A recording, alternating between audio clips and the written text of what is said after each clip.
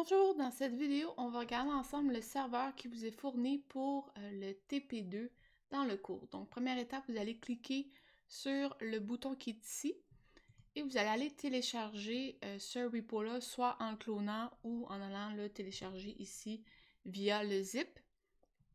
Vous allez ensuite ouvrir ce projet-là dans IntelliJ et non pas dans Android Studio, tout simplement parce que le serveur est fait avec une librairie de Java qui s'appelle Spring Boot, et donc on utilise IntelliJ qui est le logiciel pour ouvrir le projet.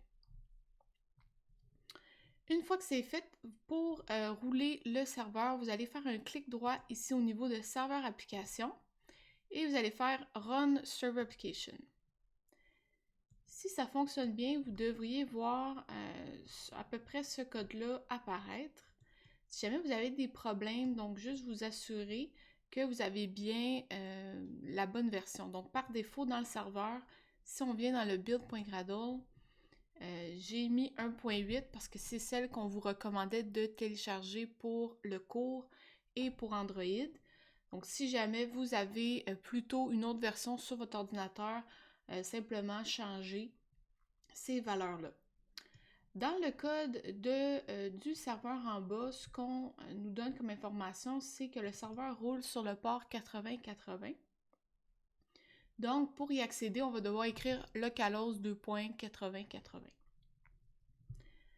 On a d'autres informations aussi, là, donc quel type de serveur que c'est, où se trouve, comment est-ce qu'on a sauvegardé la base de données, etc. On n'a pas vraiment besoin de regarder cette information-là, juste s'assurer que vous n'avez pas plein de lignes rouges et ça devrait être bon pour la suite.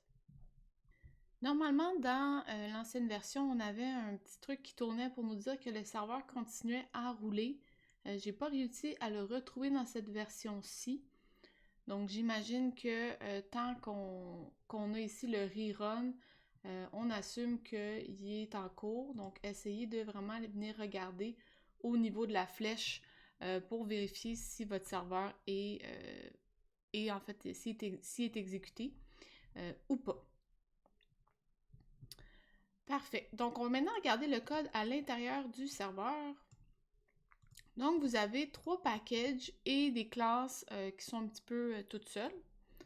Le package photo ne sera pas utilisé dans le cours, donc ça c'est pour le prochain cours de mobile.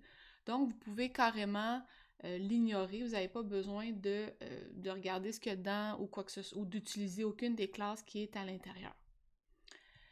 Dans le package account, donc vous avez différents types de classes. Donc, les classes qui commencent par M, ce sont des classes de modèles.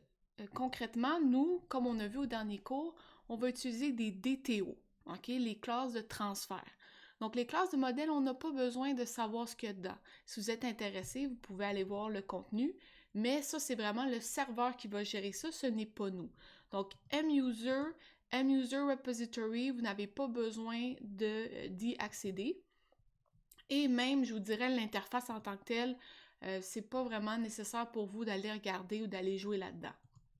Les deux classes qui vont vous être utiles, c'est Controller Account et un petit peu Service Account Implémentation. Fait qu'on va commencer par celle-là.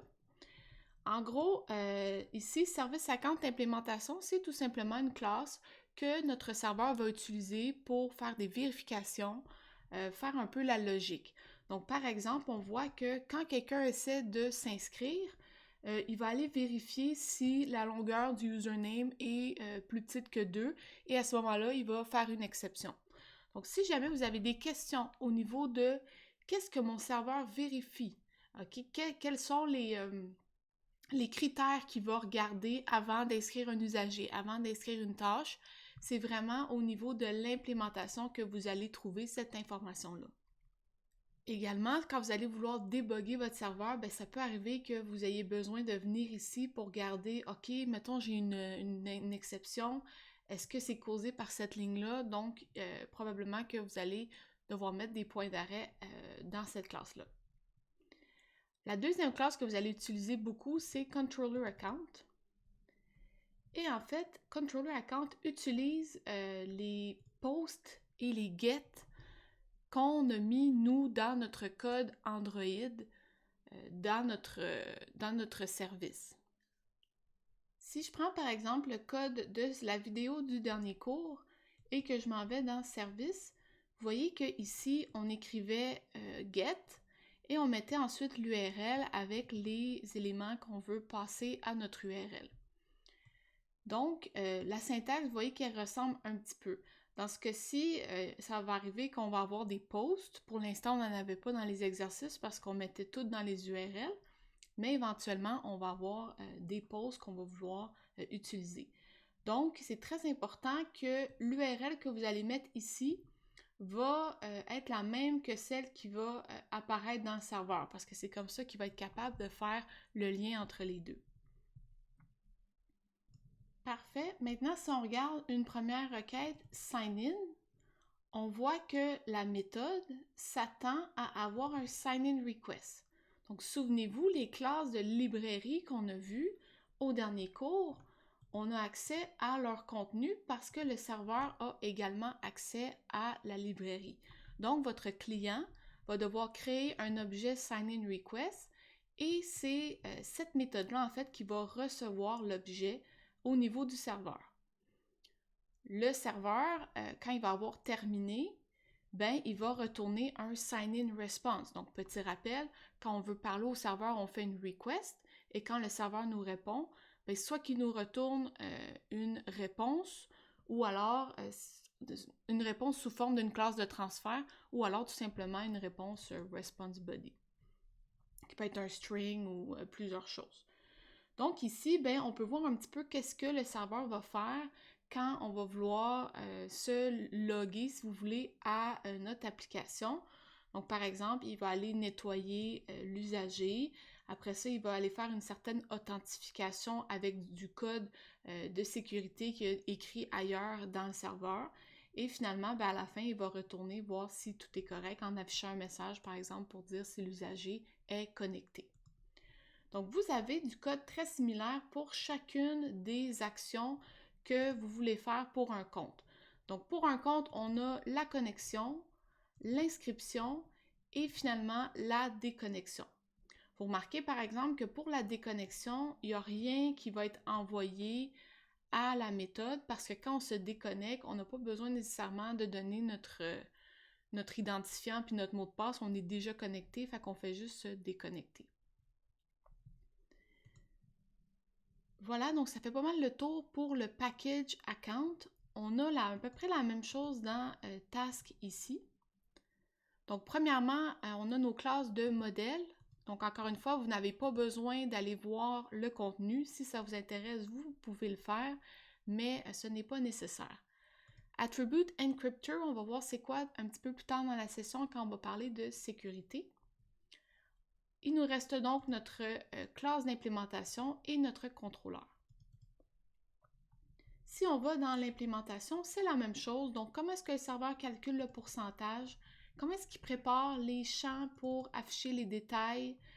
Qu'est-ce qu'il fait comme validation quand on veut ajouter une tâche? Donc, c'est vraiment tout du code que le serveur utilise à partir de son contrôleur. Donc, c'est vraiment la logique derrière. Donc, c'est plus du code que si vous voulez aller voir comment le serveur gère quelque chose, par exemple.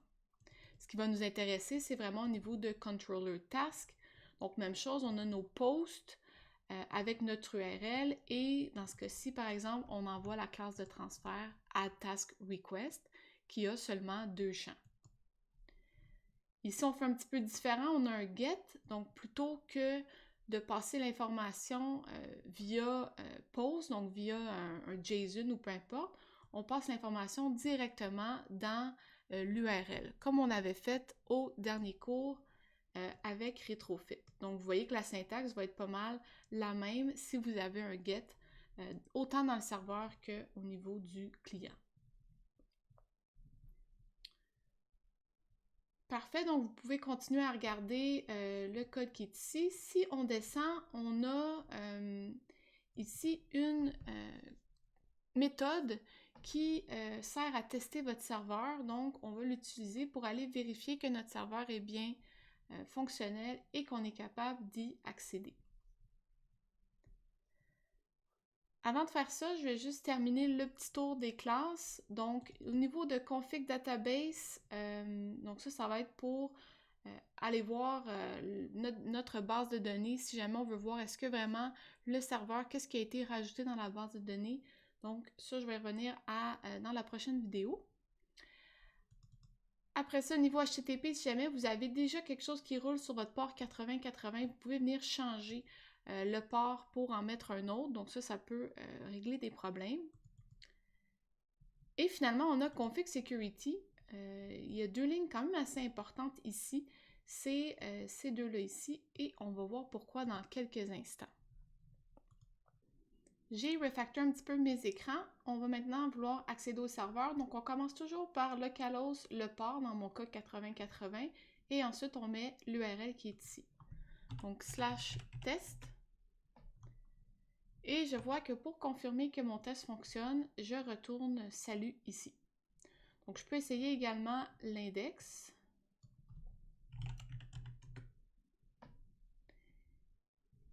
Et là, bon, ça me retourne juste le mot index. Bon, parfait. Après ça, si je remonte, disons que je voudrais aller essayer le API Home, parce que c'est celui qui n'a pas de champ ici qu'on a besoin de mettre dedans. Donc, petit rappel, API Home, ça c'est votre page d'accueil qui affiche toutes vos tâches. Donc, si j'essaye d'accéder à ça,